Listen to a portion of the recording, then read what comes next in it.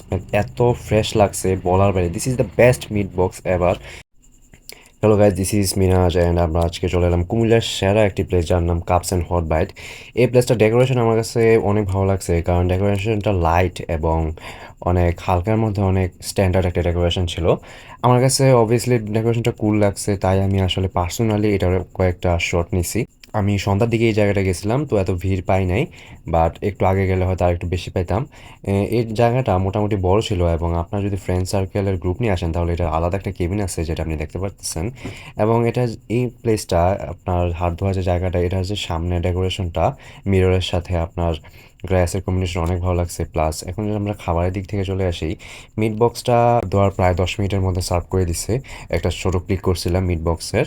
And আমি যদি বলি যে মিট বক্সটা আসলে স্মেলের কথা, মানে আমার কাছে মিট বক্সের স্মেল এত ফ্রেশ লাগছে বলার বাইরে। This is the best meat box ever. কারণ এই মিট বক্সটার স্মেল এত ফ্রেশ লাগছে, আমি ফিল করতে পারতেছিলাম যে মিট বক্সটার প্রত্যেকটা ইনগ্রিডিয়েন্ট একদম ফ্রেশ ছিল। আমি মিট বক্সটা আসার সাথে সাথেই আর সহ্য করতে পারতেছিলাম না, আর ওয়েট করার মতো আমার ধৈর্য ছিল না, তাই আমি সাথে সাথেই খাওয়া শুরু করি। আমি যখন মিট বক্সটা প্লেটে সার্ভ করি তখন দেখি যে মিট বক্সটাতে সস অনেক একটু কম ছিল।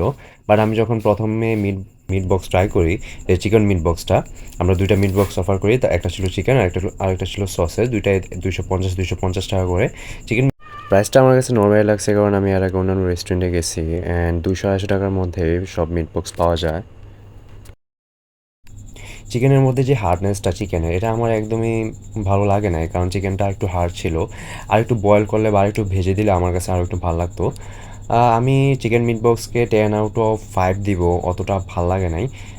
বাট আমি যখন সসেজ মিট বক্সটা যখন আমি প্লেটে সার্ভ করি, আমার কাছে এটা এত স্পেশাল লাগছিল না, বাট আমি যখন ফার্স্ট বাইটটা নিই, বিশ্বাস করেন মামা, আমার কলিজা পুরা মেল্ট হয়ে যেতেছিল।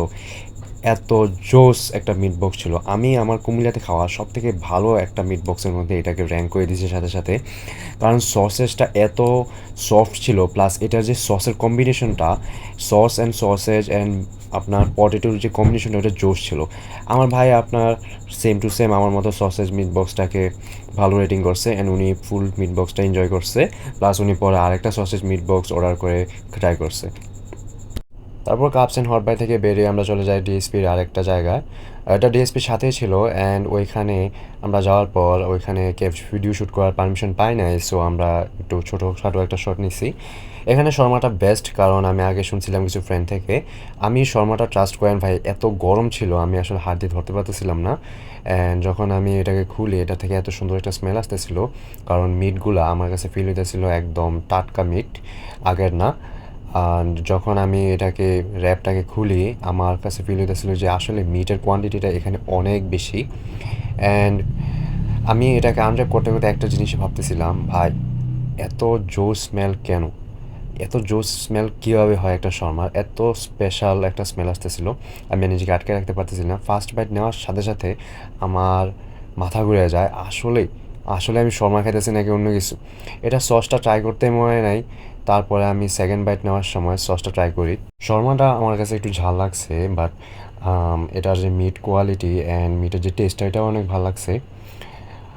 ঝাল থাকলেও আমার ভাইয়ের কাছে শর্মার যে ঝালটা, এটা ভালো লাগছে, কারণ ঝাল অতটাও ছিল না, কারণ আমি ঝাল খাইতে পারি নাই, তাই আমার কাছে ঝালটা ভালো লাগে না, এবং ওনার কাছে অনেক ভালো লাগছে। শর্মাটা আমি 10/8 দিব। আপনারা অবশ্য কখনো যদি আসেন ধর্মসাগর পাড়ের দিকে, অবশ্যই ট্রাই করতে পারেন। আজকের মতো এদিকেই ছিল, আসলে আমরা আর কোথাও যাইতে পারি নাই, কারণ আজকে অনেক রাত হয়ে গিয়েছিল। তা আমরা এরপর আমরা বাসায় চলে যাই। এবং আজকের ভিডিও এতটুকুই। আপনারা যদি আমাদের ভিডিও পছন্দ হয়ে থাকে তাহলে একটি সাবস্ক্রাইব অ্যান্ড লাইক অবশ্যই করে দেবেন। আসসালামু আলাইকুম।